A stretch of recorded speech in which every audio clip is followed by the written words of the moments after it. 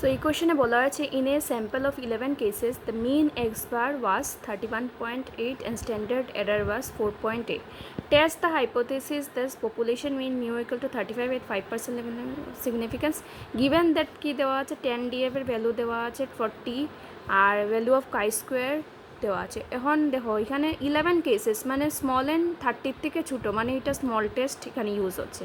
তো এখানে টির ভ্যালু দিয়েছে আর এখানে কাই স্কোয়ার ভ্যালু এমনি কনফিউজ করার জন্য দিয়েছে। তো তোমরা এটা খেয়াল রাখবে যে ভ্যালু ফর কার বলছে, এখানে টি ভ্যালু বলছে মানে এটা ইউজ হবে, আর কাই স্কোয়ার এটা জাস্ট কনফিউজ করার জন্য দিয়েছে, ঠিক আছে। তো প্রথমে গিভেন এখানে লিখে নিব আমরা।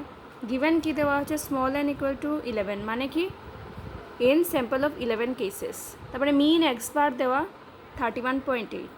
তো স্ট্যান্ডার্ড এরার কী হয় রুট ওভার এস, মানে ভ্যারিয়েন্স যেটা থাকে ওইটা রুট ওভার এস স্কোয়ার হয়, and root over S square থেকে সরিয়ে নিলে কী হয়ে যায় স্মল এস হয়ে যায়।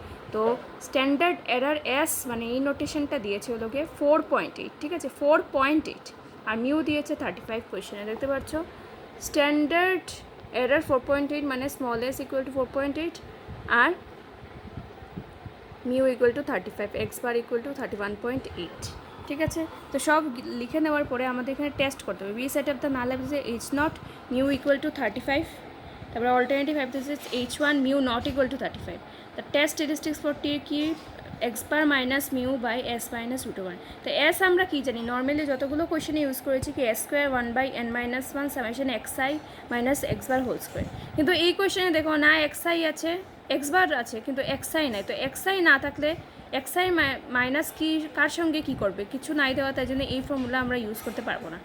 আরেকটা স্যাম্পল সার্ভেতে তোমরা দেখবে যে এটা একটা এভিডেন্টলি একটা দেওয়া আছে formula S square into capital S square into small N minus 1 small s square equal to small N দিয়ে এটার থেকে আমরা এস স্কোয়ারটা বের করতে পারি। তো s square equal to small s square n, আর এটা আমি নিচে এনে নিলাম স্মল এন মাইনাস 1। তো আমার তো এস স্কোয়ার লাগে না, আমার কি লাগে এস এর ভ্যালু লাগে। তো আমি এটাকে এস মানে রুট ওভার এই সাইডে করে নিলে এদিকে এস হয়ে যাবে root over N in by n-1। এখানে এস স্কোয়ার ছিল তো রুট হয়ে গেলে কী হয়ে যায় স্মল এস হয়ে যাবে, আর স্মল এসেরই কোয়েশ্চেনে ভ্যালু দেওয়া স্ট্যান্ডার্ড। তো এস ইকুয়াল টু তারপরে ভ্যালু বসালে স্মল এন 11 মাইনাস 1 ইন্টু 4.8, তারপরে S root over 11/10 into 4.8, S equal to root over 11/10 এর ভ্যালু 1.048 ইন্টু 4.8। আনসার ইজ এসের আনসার 5.030। তো এসের ভ্যালু বেরিয়ে গেল, তো আমি এখন এটা ইউজ করতে পারবো ভ্যালুটা।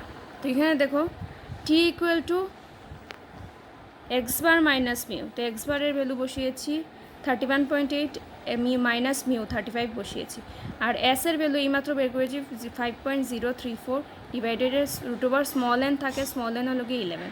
তো এটাকে মাইনাস করার পরে এখানে ভ্যালু আনসার বেরিয়েছে minus 3.2 by 5.034 and divided by root over 11-এর ভ্যালু 3.316। তো আলটিমেটলি আনসার হয়েছে গিয়ে মাইনাস 2.109। তো এখন মাইনাস থাকলে কী হবে মড টি করলে 2.109। তো for n-1 df n minus কী ছিল n কী ছিল 11-1, তো আলটিমেটলি 10 df, মানে কোয়েশ্চেনে 10 df এর ভ্যালু দিয়ে রেখেছে, মানে এটা কারেক্ট আছে। তো টি এর যেটা 10 df এর ভ্যালু আছে এটা আমরা ভ্যালু টেবুলেটেড ভ্যালু কী নিয়েছি 2.23।